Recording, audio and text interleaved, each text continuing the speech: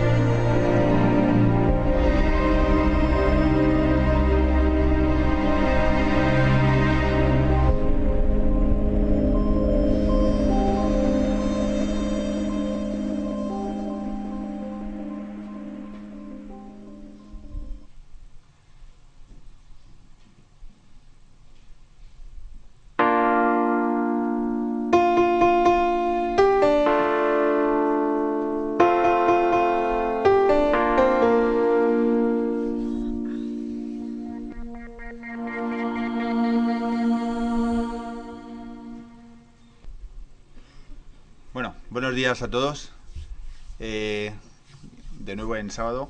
Después de estas extraordinarias fotos, pues casi uno se queda sin palabras, ¿no? Es extraordinario. Y algunas de ellas me recuerdan incluso al autor que vamos a ver hoy.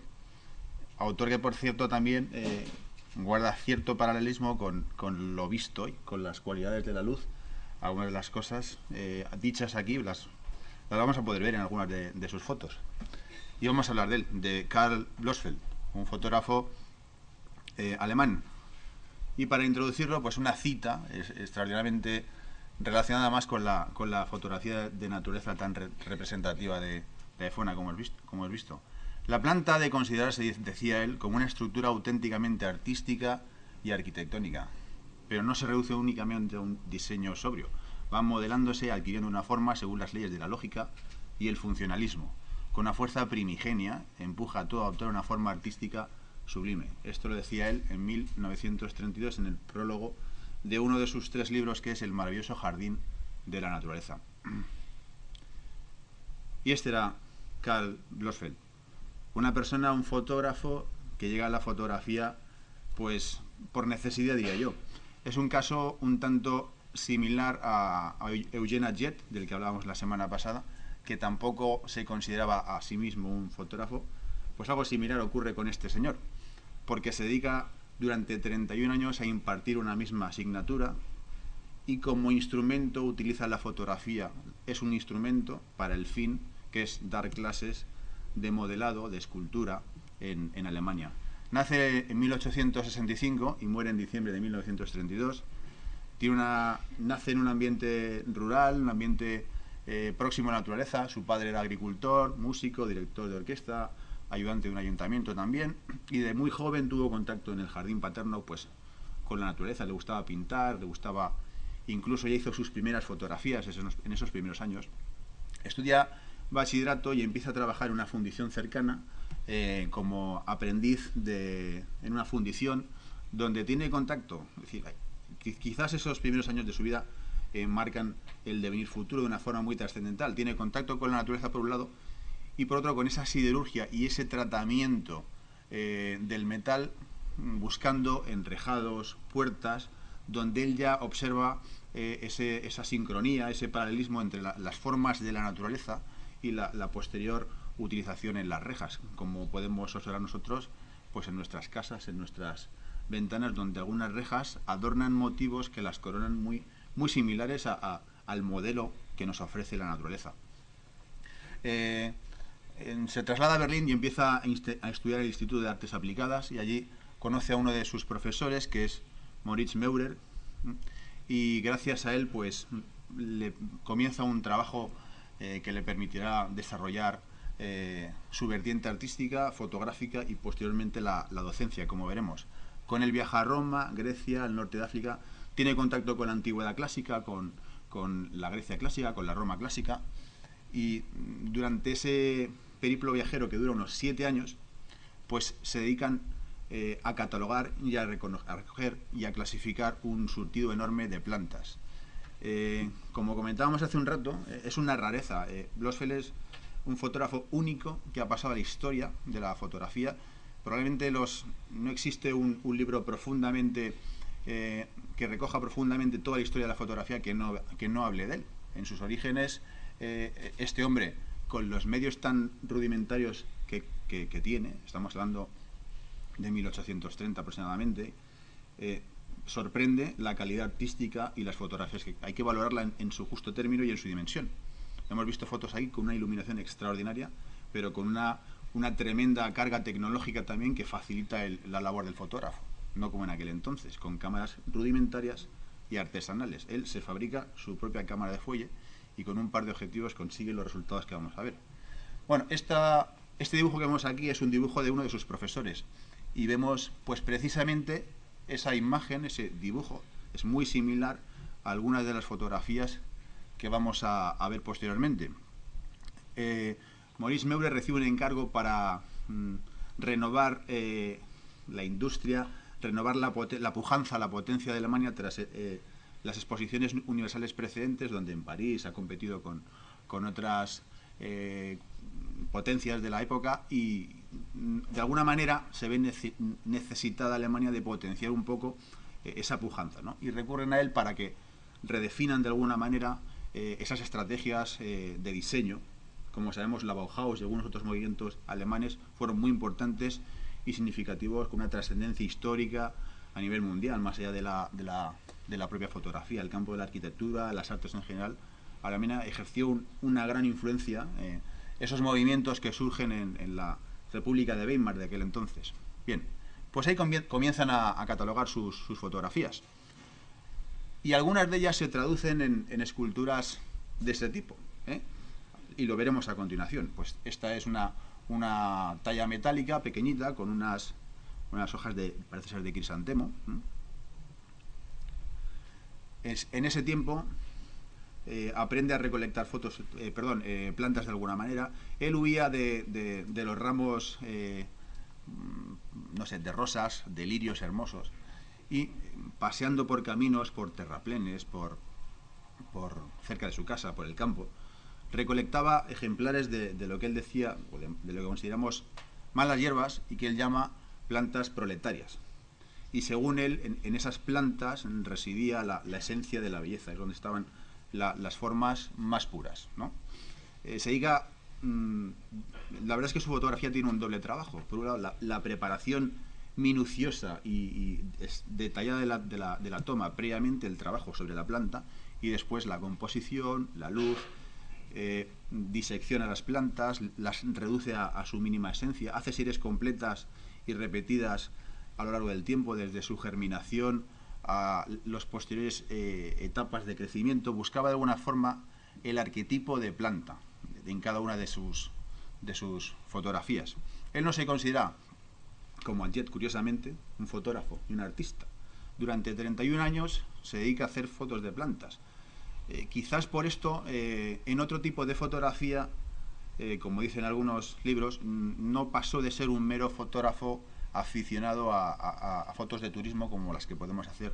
De hecho, hay algunas fotos de sus viajes a Roma, a Grecia, que no tienen desde luego la calidad que tienen en esta. Quizás por ese encasillamiento en otro tipo de fotografía no destaca. Probablemente lo hubiera hecho, pero se focalizó, se centró en la fotografía de plantas. Quizás al final de su vida, quizás pudo percibir en su propia obra y en el impacto en la sociedad de la época la importancia que tuvo. La asignatura que imparte cuando vuelve de su viaje por el norte de África, Italia, Roma, como decíamos, en el propio instituto donde estudia, se dedica a la docencia, utilizando estas fotografías, este material que ha ido recopilando a lo largo de sus viajes y que continuará. De tal manera que incluso algunas fotos las pasan a diapositivas de cristal, las proyectaban, otras eran en papel, en gran tamaño, y las proyecta y las enseña para que sus alumnos trabajen en base a esos motivos, a esos modelos, ¿no? Vamos a ver algunas imágenes. Aquí, bueno, pues irán apareciendo secciones de minimalistas, como vemos, de la reducción a la mínima expresión. Bueno, esto es lo que hemos comentado, me adelanto un poco en la... Con respecto a la preparación de los ejemplares, es curioso, porque hemos visto hace un rato fondos naturales, fondos captados en primera instancia y utilizados posteriormente para obtener la composición deseada por el fotógrafo. Él hace algo parecido. Utiliza fondos neutros, fondos grises, fondos negros o blancos preferentemente, y los pone detrás del motivo. Se sirve incluso de alfileres, de masilla, de pequeñas maderitas o estacas de madera para sujetar las fotografías, y casi todas las hace desde una vista frontal, algunas desde una vista cenital, y menos, y ocasionalmente, muy raramente, desde un punto de vista una toma diagonal. Pero la mayor parte de las fotografías son frontales, aunque puede dar la impresión de que no es así y que algunas son vistas cenitales. La iluminación que utiliza es absolutamente natural. Sitúa los motivos cerca de una ventana orientada al norte, aprovechando una luz difusa, y coloca incluso también láminas o lonas, algo que hacía Eugene Atget también incluso. Cuando no puede hacer la fotografía en el estudio, se va al entorno y también hace lo mismo. Probablemente no podemos valorarlo en su justa medida, porque de las 6.000 fotos que se calcula que realizó, apenas se conservan unos centenares y algunas están todavía en proceso de catalogación. Bueno, en 1928, cuando ya tiene, creo que 63 años de edad, publica el primer libro, que se llama Formas primigenias, aunque algunos traducen también como originarias o primitivas del arte, en 1928. El segundo es El maravilloso Jardín de la Naturaleza, de 1932, y el último publica cuando ella ha fallecido, Prodigios de la Naturaleza, en 1942. En el prólogo del primero, fijaos esta frase tan significativa: no es mi intención dar interpretación alguna a los documentos fotográficos que aquí se exhiben, los comentarios prolijos perturban la fuerte impresión que las fotos ejercen sobre el espectador. Es decir, se comentan por sí mismas. Y él es parco en palabras, pero desde luego las que elige están muy meditadas y son muy acertadas.